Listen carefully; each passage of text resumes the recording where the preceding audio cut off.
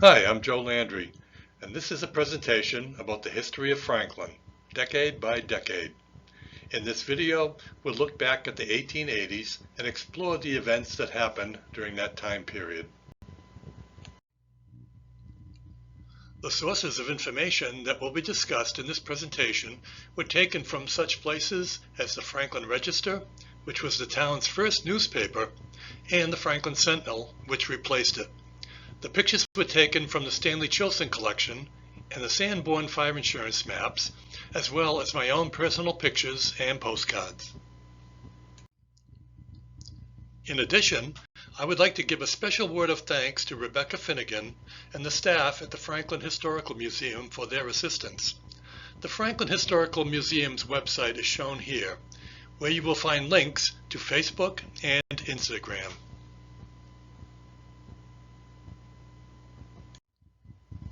This is a picture that shows downtown Franklin, Massachusetts during the 1880s. It was taken from the 1888 drawing of Franklin.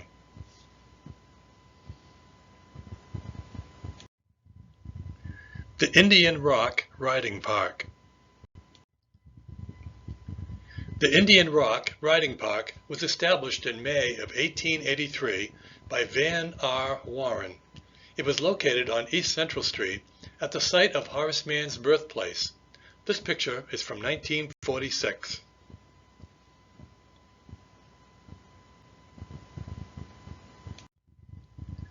The Milford, Franklin, and Providence branch of the New York and New England Railroad.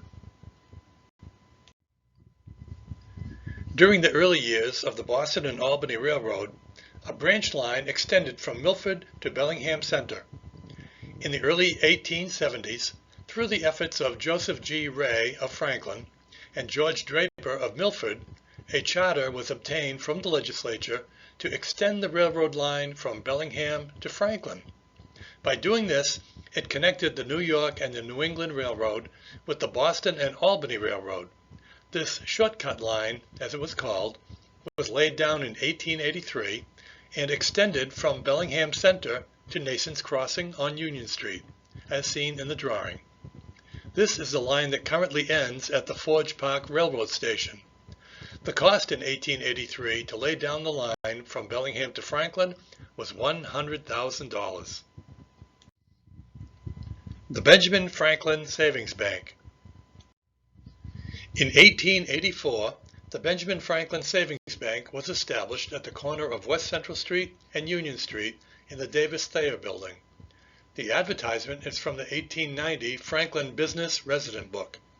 In 1902, the bank would move to Dean Avenue. The Hotel Darling. This picture is from 1907, and it shows the Hotel Windsor on Main Street just before it was demolished.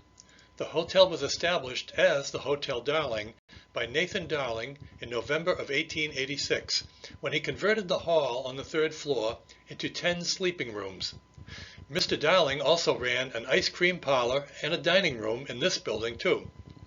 In 1897, it became known as the Briggs Hotel. In 1900, the name was changed to the Hotel Windsor. In June of 1902, Mr. and Mrs. Patrick Feely took over the Hotel Windsor, and during that time, Mr. Feely continued to run his barbershop, while Mrs. Feely assisted in the running of the hotel. The following month, the Feelys changed the name of the hotel to the Hotel Quaddy. In February of 1903, the Feelys turned the hotel over to Archie McLaughlin, who renamed it the Hotel Windsor. It was demolished in 1907 to make way for the third Ray block, which is today's Felix J. Cataldo block. The Charles M. Buttman Building. The arrow is pointing to the Charles M. Buttman Building, which was built in 1886 by Charles M. Buttman. It is still there to this day.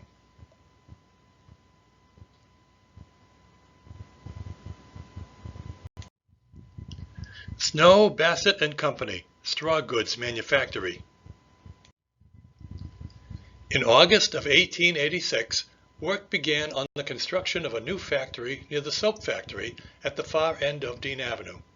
This factory, as seen in the drawing above, would be known as Snow, Bassett and Company and would produce straw goods. A few years after this building was constructed, a one-story addition was added midway of the north side, which was 150 feet by 50 feet, and an addition on the north side, which was 110 feet by 50 feet. This gave the building much needed stability, which the original building lacked. In 1905, the Golding Company of Boston purchased the factory and began to manufacture printing presses, paper, and card cutters. In 1918, an addition was added to the foundry, which was 95 feet by 40 feet. Also, during that year, the American Type Founders Company took over the business until 1926, when it became the Thompson National Press Company. It was demolished in 2018 to make way for an apartment complex. The Charles J. McKenzie property. This is the home of Charles J. McKenzie on the corner of Main Street and Dean Avenue, where the post office is today.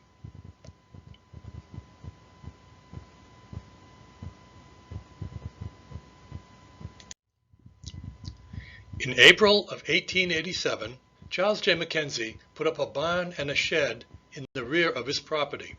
In 1910, this barn would be extensively redesigned with a new wing being added to it, along with a gymnasium, and would become the new YMCA building.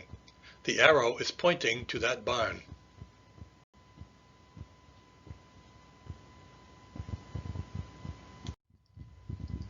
This is another view of the McKenzie property as taken from the 1888 drawing of Franklin. The arrow is pointing to the barn. In October of 1902, the property was sold to Harry Haywood. In November of 1908, Dr. Carl Richardson established his practice in the home on Main Street. In December, Harry Haywood offered a piece of land fronting on Main Street and Emmons Street free of charge to the Masonic fraternity, with the stipulation that they erect a building on that land. Well, the Masons didn't take Mr. Haywood up on this offer at that time, but in a strange twist of irony, the Masons would one day take possession of the YMCA building that would eventually be built behind the house. The Metcalfe Block. The Metcalfe Block was constructed in 1887 on Main Street, across the street from today's Depot Plaza. There were 5 stores at street level, and a music hall was on the second floor. In November of 1923, the second floor space was converted into business offices. The Metcalfe Block is still standing to this day. The second Ray Block. In the fall of 1883, construction began on the second Ray Block, which was located directly behind the first Ray Block on Main Street, as pointed out by the arrow. This block was located between Dean Avenue and Depot Street and was completed in 1889.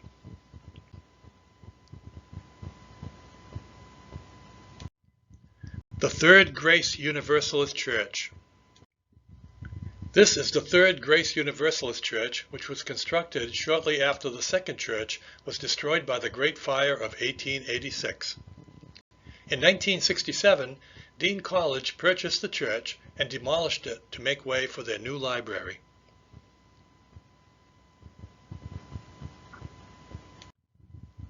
The Morse Opera House Block. Construction began on the Morse Opera House block in September of 1886 by Aaron Hartwell Morse and opened on March 31st, 1887.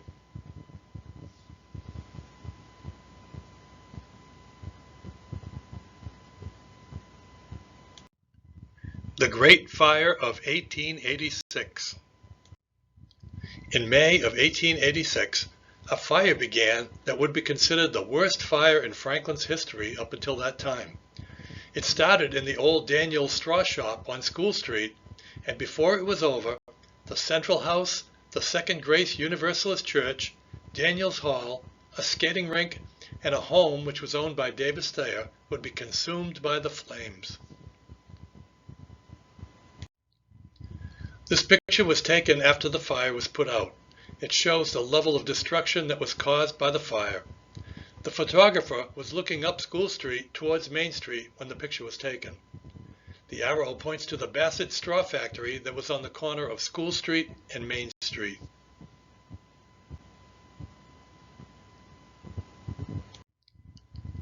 Franklin's first water tank.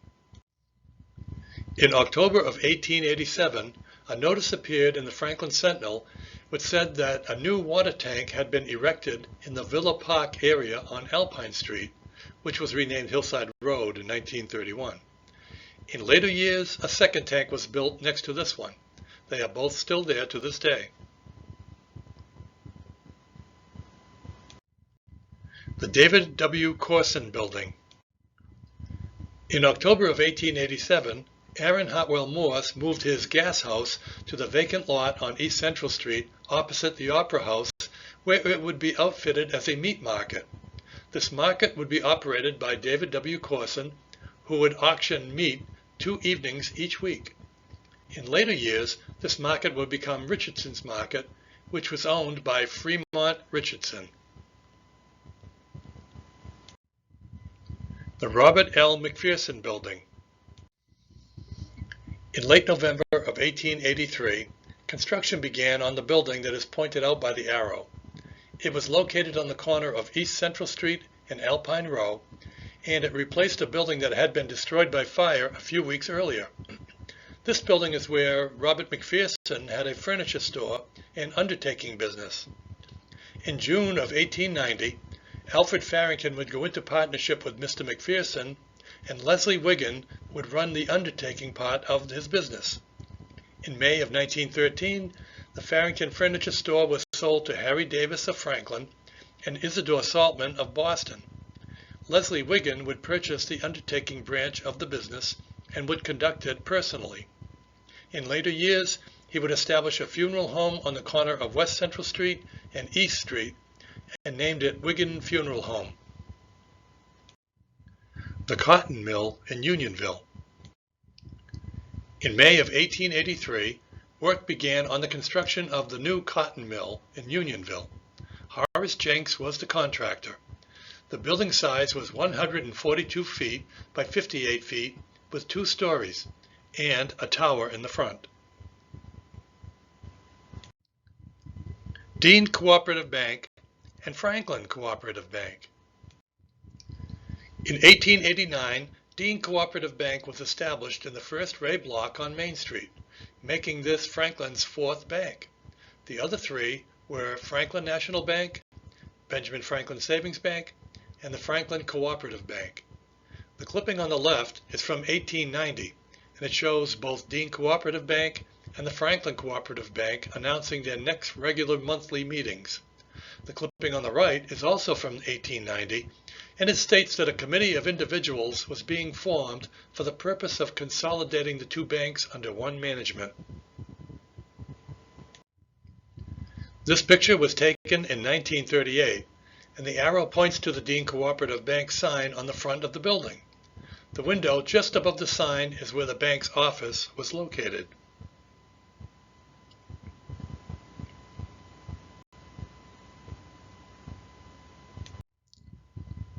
And this concludes our presentation. Thanks for watching.